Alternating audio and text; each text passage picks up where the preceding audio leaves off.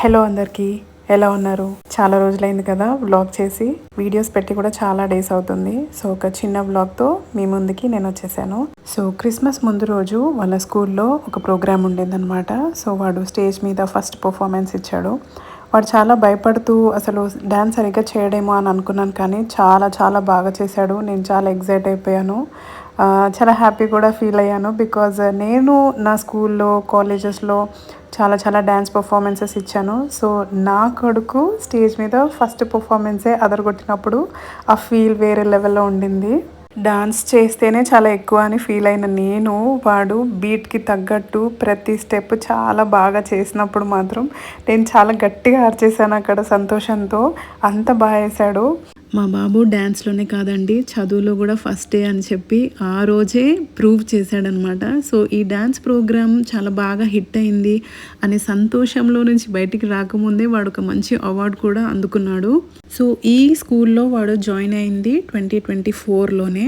So 2024 to 2025 academic ఇయర్కి వాడు topper అనమాట.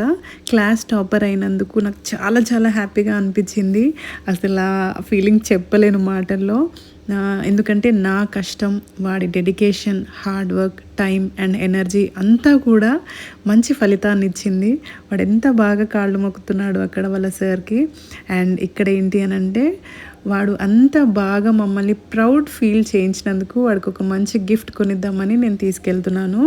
వాడికి ఎప్పటి నుంచో నేను సైకిల్ కొనిస్తాను బెటా, నువ్వు మంచిగా చదువుకుంటే మంచి మార్క్స్ తెచ్చుకుంటే అని చెప్తూ ఉన్నాను అనమాట. బట్ ఏమైందంటే సంక్రాంతికి ముందు 1 వీక్ ముందు వాడికి చికెన్ పాక్స్ వచ్చింది. సో అదంతా తగ్గిపోయిన తర్వాత వాడు అడగడం స్టార్ట్ చేశాడనమాట. మమ్మీ సైకిల్ కొనిస్తా అన్నావు కదా, ప్లీజ్ వెళ్దామని చెప్పి. సో ఇక్కడ వాళ్ళ డాడీకి చెవులో ఏం చెప్తున్నాడంటే, వాళ్ళ డాడీ కొనిస్తున్నారు సైకిల్ అని అనుకున్నాడు. బట్ వాళ్ళ డాడీ చెప్పారు, ఇది నా గిఫ్ట్ కాదు మమ్మీ గిఫ్ట్ అని చెప్పి. అందుకే వచ్చి థ్యాంక్ యూ మమ్మీ అని అంటున్నాడు. సో ఎంత ఎగ్జైటెడ్గా చూస్తున్నాడు చూసారా. Thank you mummy, I love you mummy అని అంటున్నాడు చూసారా. సో షోనా కొంచెం పెద్దగా అయిపోతున్నాడు కాబట్టి వాడి హైట్కి, ఏజ్కి తగ్గట్టు ఆ సైకిల్ తీసుకున్నాము. చాలా చాలా హ్యాపీగా ఫీల్ అయిపోతున్నాడు. సో బుజ్జి సైకిల్ని మేము వెహికల్లో వేసేసుకొని వచ్చేసాము. సో ఇక్కడ ట్రయల్ చేస్తున్నాడు అనమాట.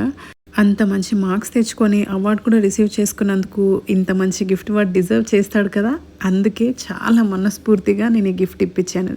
కంగ్రాచులేషన్స్ షోనా బేటా, I love you so much, mummy will do anything for you.